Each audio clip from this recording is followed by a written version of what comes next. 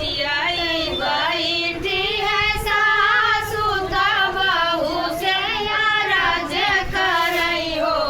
बहुअर आंगने में बैठी गोदनिया निहुरी पैया लागऊ बहुअर आंगने में बैठी गोदनिया निहुरी पैया लागऊ एकदम मोर भारी बाजू नारिया दूसरे लंबा घूंघट हो एकदम मोर भारी बाजू नारिया दूसरे लंबा घूंघट हो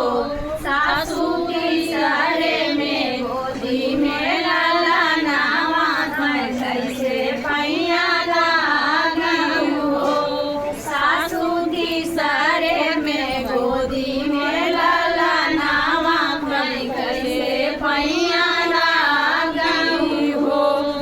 छोड़ी दी हूँ भारी चुनरिया दोपहर तारा घूंघट हो छोड़ी दी हूँ भारी चुनरिया दोपहर तारा घूंघट हो बहुअर लाना होला रापाला नावा निहुरी पैया लागऊ हो बहुअर लालना होला रापाला नावा निहुरी पैया लागऊ हो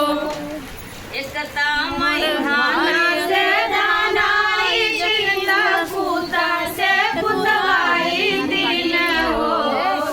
एकता मैदाना से दानाई दिन पूता से पुतवाई दिन हो सासू हमारे के पिया के दुलारी मैं कैसे पैया लागऊ हो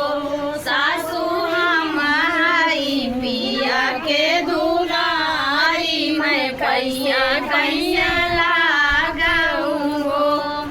हमरे निधाना से धनाई दिल से मंगवाई दिन हो हमरे निधाना से धनाई दिल से मंगवाई दिन हो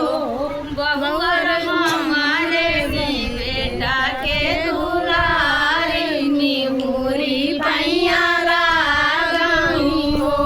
बहुअर हमारे बेटा के दुलारी निहुरी पैया लागऊ हो रे न धाना से धनाई दिन पुता से पुतवाई दिन हो रे निधाना से धनाई दिन नाती से पुतवाई दिन हो